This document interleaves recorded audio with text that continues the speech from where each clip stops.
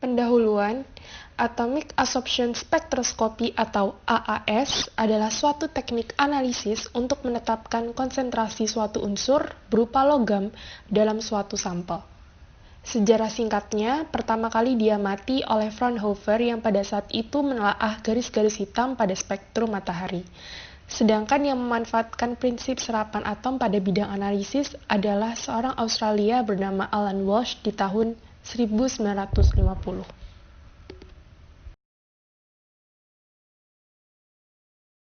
Spektrofotometer serapan atom, metode analisis berupa penentuan unsur-unsur logam yang didasarkan pada penyerapan energi sinar oleh atom-atom netral dalam keadaan gas. Sinar yang diserap biasanya sinar tampak atau sinar ultralembayung. Fungsinya digunakan untuk analisis kuantitatif unsur logam dalam jumlah renik atau traces. Cara analisis yaitu memberikan kadar total unsur logam dalam sampel. Pelaksanaan analisis relatif sederhana dan analisis logam tertentu dapat dilakukan dalam campuran dengan unsur-unsur logam lain tanpa pemisahan.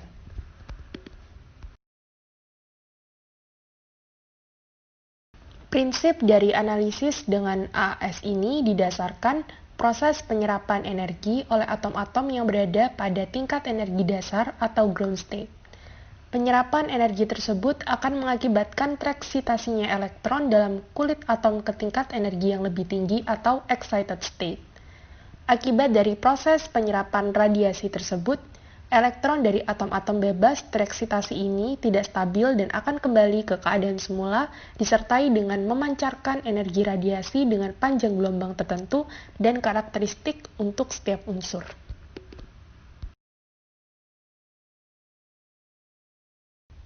Proses dalam AAS melibatkan dua langkah, yaitu yang pertama atomisasi sampel. Sampel terlebih dahulu diubah menjadi atom oleh perangkat atomisasi berupa nyala atau tungku grafit. Sampel biasanya berupa cairan atau padatan. Langkah yang kedua, absorpsi radiasi dari sumber sinar oleh atom bebas. Selama proses absorpsi, atom bebas akan mengalami transisi elektronik dari ground state ke excited state. Transisi elektronik terjadi bila suatu elektron berpindah dari tingkat energi satu ke tingkat energi yang lain. Banyaknya atom yang mengalami transisi elektronik bergantung pada temperatur dirumuskan dalam persamaan Boltzmann.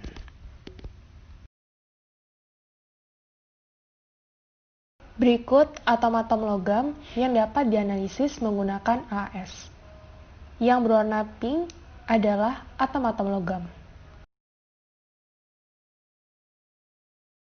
Kelebihan AAS diantaranya spesifik, sensitif, harganya terjangkau, serta mampu menganalisis banyak sampel dalam waktu singkat untuk screening logam analit tunggal.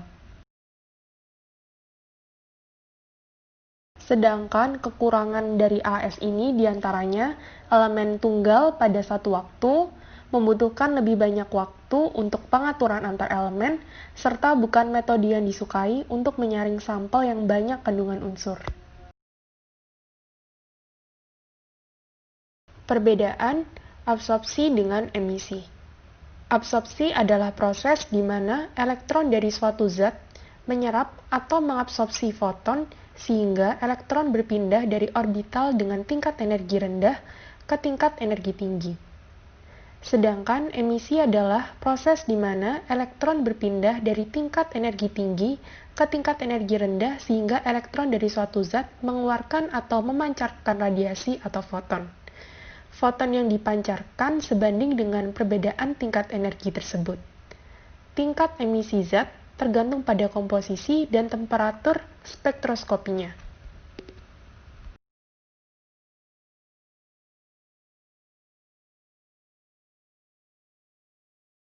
Instrumentasi AAS. Terdapat 3 bagian pokok pada peralatan AAS. Yang pertama sumber radiasi, yang kedua sistem pengatoman, dan yang ketiga sistem monokromator. Yang pertama dibahas adalah sumber sinar. Sumber sinar atau sumber radiasi yang paling banyak digunakan untuk pengukuran AAS adalah lampu katode cekung atau hollow cathode lamp. Lampu katoda cekung terdiri dari anoda dan katoda, di mana kedua elektroda tersebut berada dalam tabung gelas yang diisi dengan gas neon atau argon yang bertekanan rendah. Selanjutnya, atomisator.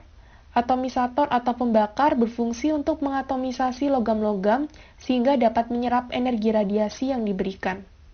Yang ketiga adalah monokromator. Monokromator dalam sistem AAS berfungsi untuk memisahkan radiasi dari lampu katoda yang telah melalui pembakar dengan radiasi-radiasi lain yang dihasilkan oleh pembakar sehingga yang masuk ke dalam detektor merupakan radiasi monokromatis. Sumber sinar pada spektroskopi serapan atom adalah hollow cathode lamp atau lampu katoda berongga yang terdiri atas sebuah tabung gelas atau kuarsa dengan dua buah elektroda. Pada lampu katoda berongga, tiap ion logam yang akan dianalisis mempunyai lampu yang berbeda dan menghasilkan sinar yang energinya diserap oleh atom-atom unsur yang dianalisis. Hollow cathode lamp atau lampu katoda berongga mempunyai dua elektroda yang terdiri atas katoda dan anoda. Pada katoda, bentuknya silinder berongga yang permukaannya dilapisi dengan logam murni sesuai dengan logam dari unsur yang akan dianalisis.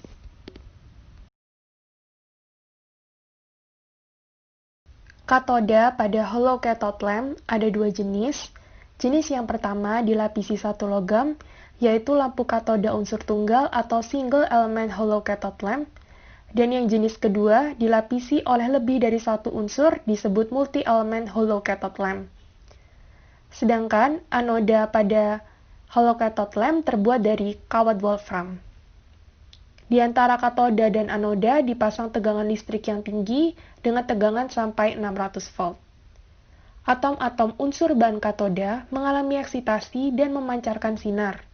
Sinar dari hollow katoda memancarkan garis pancaran yang panjang gelombangnya tepat sama dengan panjang garis serapan atom sehingga terjadi serapan optimum.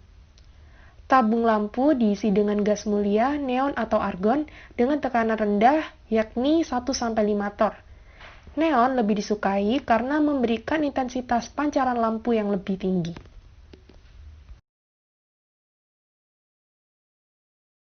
Mekanisme kerja lampu katoda berongga. Yang pertama, pemberian potensial 300 volt pada katoda anoda, kemudian katoda melepaskan elektron menuju anoda, yang kemudian dalam perjalanan menuju anoda, elektron bertabrakan dengan gas mulia, neon atau argon, sehingga neon bermuatan positif, lalu neon tersebut menuju katoda dengan kecepatan tinggi, yang lalu menumbuk katoda sehingga elektron terluar atom unsur katoda tereksitasi sehingga didapatkan panjang gelombang tertentu yang sama dengan unsur yang dianalisis. Proses emisi pada hollow cathode lamp. Apabila terdapat perbedaan potensial antara kedua elektroda, maka atom gas mulia di sekitar anoda akan trionisasi menjadi bermuatan positif dan dengan kecepatan tinggi tertarik ke arah katoda. Benturan antara ion gas dengan katoda akan menyebabkan terpentalnya atom-atom dari katoda yang disebut sebagai sputtering. Benturan lebih lanjut dari ion gas mulia akan memancarkan radiasi emisi pada waktu atom-atom logam kembali ke permukaan katoda atau keadaan dasar. Sistem pengatoman. Sistem pengatoman merupakan salah satu bagian yang penting karena pada blok inilah senyawa yang akan dianalisis ditempatkan. Pada sistem ini, unsur yang akan dianalisis diubah bentuknya dari bentuk sebagai ion menjadi bentuk atom bebas. Sistem pengatoman ada 4 cara diantaranya dengan nyala api, pembentukan uap dingin atau cold vapor generation, pembentukan hidrida atau hydrida generation, dan tungku grafit atau graphite furnace atomization. Sistem pengatoman yang sering digunakan adalah nyala api.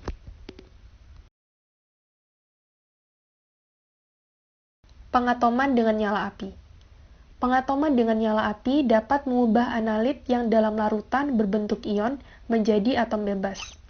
Sistem ini terdiri dari 2 subbagian, yaitu sistem pengabut dan sistem pembakar. Bahan untuk menjadikan api adalah campuran bahan bakar dan oksidan. Bahan bakar yang digunakan diantaranya propana, butana, hidrogen, dan asetilan. Sedangkan oksidan yang digunakan adalah udara, oksigen, N2O, dan argon. Pada temperatur 1700 derajat Celcius sampai 2400 derajat Celcius, hanya sampel yang mudah terdekomposisi yang dapat teratomkan. Karena pada umumnya dekomposisi sampel perlu temperatur yang lebih tinggi. Kecepatan pembakaran sangat penting karena nyala yang stabil hanya diperoleh pada gas flame rate tertentu. Kecepatan aliran gas harus mencapai kecepatan pembakaran.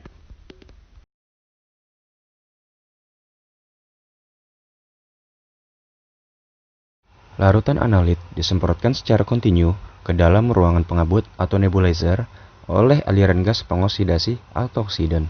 Di dalam nebulizer ini, kabut halus sampel dan gas bahan bakar dicampur dengan baik, dan kemudian didorong melalui celah yang menunjang pada pembakar masuk ke dalam nyala.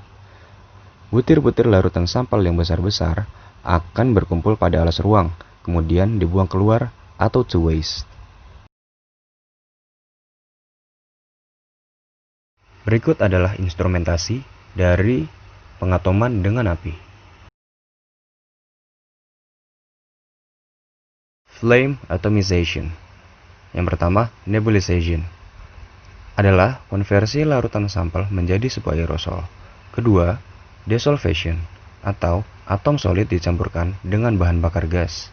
3. Volatilization, yang berarti atom solid dirubah menjadi fasa gas di dalam api. Lalu ada 3 bentuk partikel yang terdapat dalam api: 1 atom, 2 ion, dan 3 molekul. Berikut adalah perubahan spesies analit yang terjadi dalam nyala api. Dan berikut ini adalah proses yang terjadi selama atomisasi.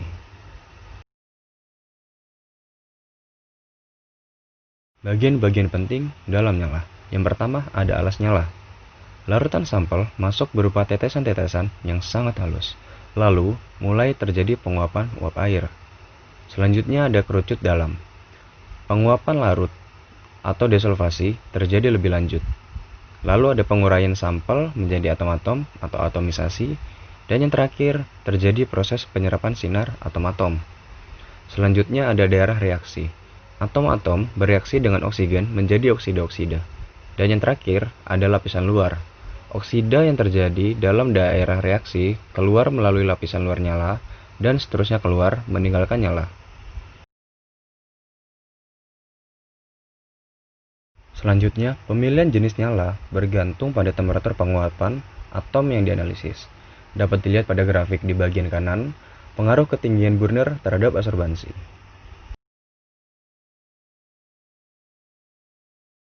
Profil nyala magnesium, argentum, dan kromium. Profil nyala magnesium, absorbansi maksimum kira-kira di tengah-tengah nyala. Semakin tinggi nyala, semakin banyak jumlah atom-atom magnesium yang terjadi akibat pemanasan oleh nyala. Setelah atom-atom magnesium memasuki daerah reaksi, akan mulai terjadi oksidasi atom-atom magnesium menjadi magnesium oksida. Proses ini menyebabkan berkurangnya absorbansi oleh butir-butir magnesium oksida yang tidak menyerap pada panjang gelombang yang digunakan. Lalu logam argentum. Logam argentum tidak mudah dioksidasi. Semakin tinggi di dalam nyala, semakin banyak jumlah atom-atom argentum yang terjadi. Maka kurva profilnya menunjukkan kenaikan terus-menerus. Unsur kromium membentuk oksida yang sangat stabil. Semakin tinggi di dalam nyala, semakin banyak terjadi oksidasi kromium dan semakin sedikit atom-atom kromium yang bebas. Artinya, absorbansinya akan semakin berkurang pada ketinggian di dalam nyala yang semakin tinggi. Selanjutnya, electrothermal atomization atau ETA. Graphite furnace. Sampel cair dialirkan pada tabung silindris grafit yang dilapisi ban yang mencegah sampel terserap pada tabung.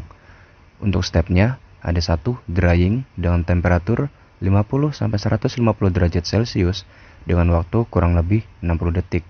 Selanjutnya ada pengabuan dengan suhu 150-600 derajat Celcius dengan waktu 60 detik. Selanjutnya ada atomisasi dengan suhu 2000 derajat Celcius sampai 3000 derajat Celcius dengan waktu kurang lebih 5 detik. Berikut adalah instrumentasi dari Hydrate Generation Atomic Absorption Spectroscopy. Lalu ada perbandingan flame dan furnace Atomic Absorption Spectroscopy.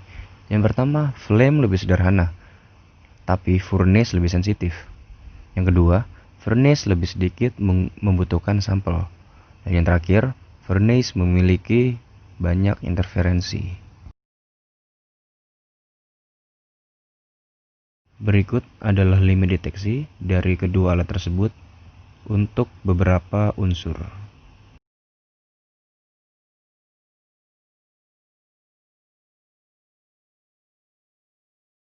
Selanjutnya ada monokromator. Untuk menyeleksi berkas sinar atau spektra dari sinar polikromatis menjadi monokromatis atau memisah-misahkan antara panjang gelombang yang dikehendaki dan yang tidak dikehendaki.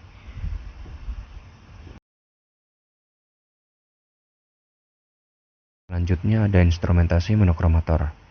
Dapat dilihat, hanya dengan mengubah sudut grating akan menghasilkan fokus pada panjang gelombang yang berbeda.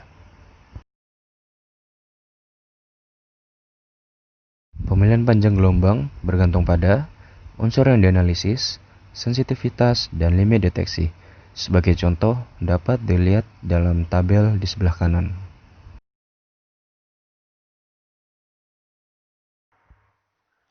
Instrumentasi photomultiplier tube. Di instrumentasi tersebut terdapat source, sample compartment, wavelength selector, detector, signal processor, or readout. Pada instrumentasi kali ini membahas mengenai detektor. Detektor berfungsi untuk mengukur intensitas sinar sebelum dan sesudah melewati medium serapan.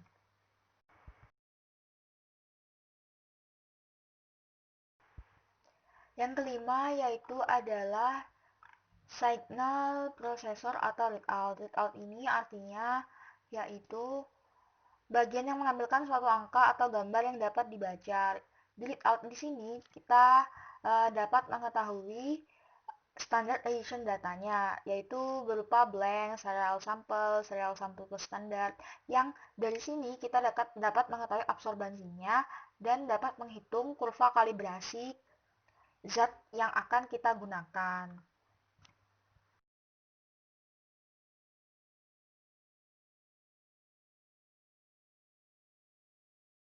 Selanjutnya yaitu aplikasi. Aplikasi pertama yaitu preparasi sampel. Preparasi sampel terbagi menjadi dua, yaitu cara basah dan cara kering. Cara basah dengan menimbang kurang lebih 2,5 gram sampel, kemudian dimasukkan ke dalam gelas beker, tambahkan 25 ml HNO3 4 pekat, kemudian ditutup dengan gelas arloji, dididihkan selama 30-45 menit, untuk mengoksidasi senyawa organik, kemudian didinginkan, larutan secara perlahan, ditambahkan 10 ml HClO4 70%, dididihkan kembali hingga larutan menjadi jernih. Sedangkan cara kering yaitu dengan kurang lebih menimbang 2,5 gram sampel, kemudian dimasukkan ke dalam porselin, kemudian dipanaskan dalam oven hingga suhu 550 derajat Celcius selama 4 jam. Dinginkan, tambahkan 10 ml HCl3N. Setelah itu ditutup dengan gelas arloji, dididihkan selama 10 menit. Kemudian didinginkan, saring dan masukkan ke dalam labu takar 100 ml dan encerkan hingga batas dengan air bebas ion.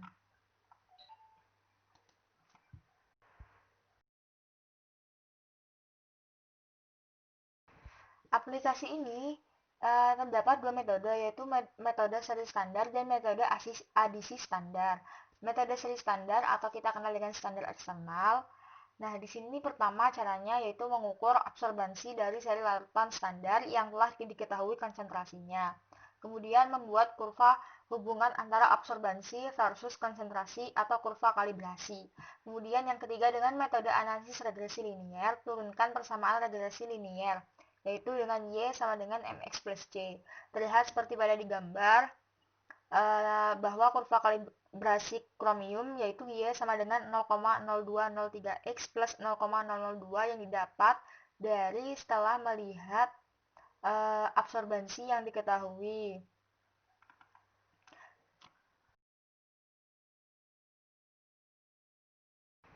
Aplikasi ini terdapat dua metode, yaitu metode seri standar dan metode adisi standar. Metode seri standar atau kita kenal dengan standar eksternal. Nah, di sini pertama caranya yaitu mengukur absorbansi dari seri larutan standar yang telah diketahui konsentrasinya. Kemudian membuat kurva hubungan antara absorbansi versus konsentrasi atau kurva kalibrasi. Kemudian yang ketiga dengan metode analisis regresi linier, turunkan persamaan regresi linier, yaitu dengan Y sama dengan MX plus C. Terlihat seperti pada di gambar, bahwa kurva kalibrasi kromium yaitu Y sama dengan 0,0203 X plus 0,002 yang didapat dari setelah melihat absorbansi yang diketahui.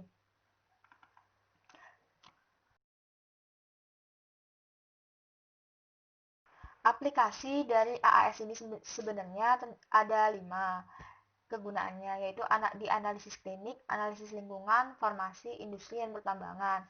Analisis klinik ini bisa berupa analisis logam dalam cairan biologis darah, urin. Kemudian analisis lingkungan itu monitoring lingkungan, mantau berbagai unsur di sungai, perairan laut, air minum, udara, minyak, dan minuman. Kemudian yang ketiga, dalam proses industri yang sering digunakan katalis biasanya logam yang seringkali terikut dalam produksi produk akhir. Dengan AAS, unsur tersebut dapat diterapkan. Kemudian yang keempat, industri. Melakukan pengecekan apakah bahan baku mengandung logam berat yang bersifat toksik.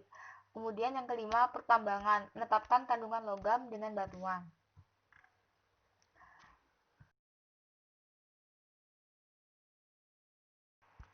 Interferensi terbagi menjadi menjadi 4, yaitu interferensi spektra, interferensi kimia, interferensi matriks, interferensi ionisasi. Keempat interferensi ini yaitu digunakan pada SSA, tepatnya nyala api. Setelah itu, selanjutnya interferensi spektra. Interferensi spektra itu penyebabnya karena pengaruh absorpsi antara spesies pengganggu dengan spesies yang diukur karena rendahnya resolusi monokromator. Selain itu, interferensi spektra itu sebenarnya jika ada dua garis yang terletak berdekatan seperti vanadium 308 270 nanometer dan aluminium pada 308,215 nanometer, interferensi dapat dieliminasi dengan menyeleksi garis untuk Al atau aluminium 309,270 nanometer. Nah, selain itu, interferensi spektra ini ada juga karena adanya hasil-hasil pembakaran pada nyala, karena dapat dikoreksi dengan suatu model berkas tunggal, dengan model berkas ganda, berkas pembanding, atau kita sebut dengan reference. Adanya peristiwa absorpsi yang bukan resonansi atom dan penghamburan, gangguan yang disebabkan penghamburan oleh produk yang mengandung oksida refraktori atau oksida yang sukar diuraikan menjadi atomnya, seperti Ti, Zr, W, sehingga dapat dihindarkan dengan variasi temperatur dan rasio bahan-bahan oksidan dalam nyala.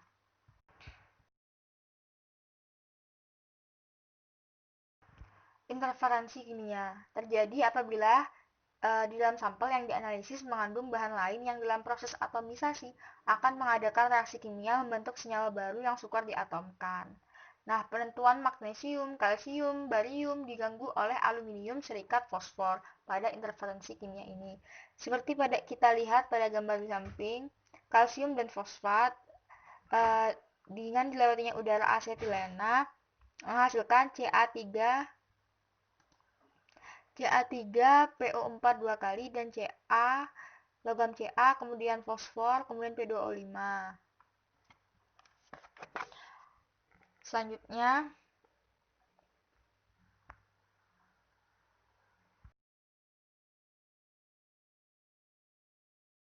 mengatasi interferensi kimia. Nah, dengan cara ditambahkan larutan penyangga Sr2+ atau senyawa CrCl2, udara asetilena. Kemudian juga bisa dengan nyala suhu tinggi N2O asetilena. interferensi ionisasi sehingga harus ditambah dengan NaCl atau KCl kayak gitu.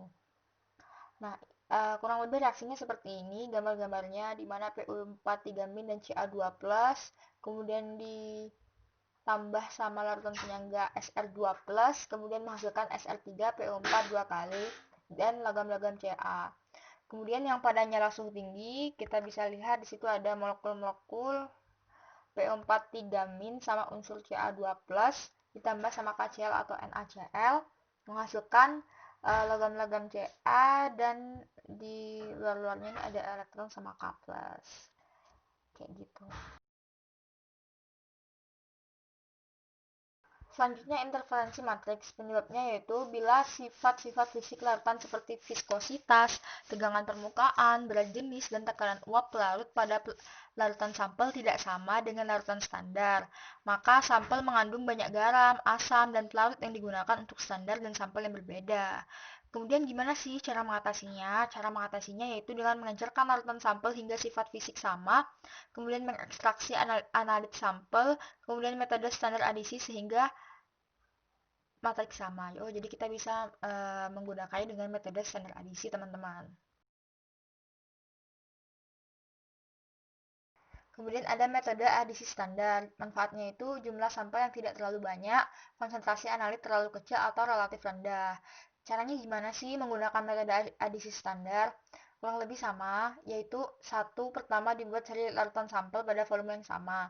Dua, pada sampel pertama tidak ditambah larutan standar. Yang ketiga, pada sampel yang lain ditambahkan konsentrasi standar dengan variasi tertentu.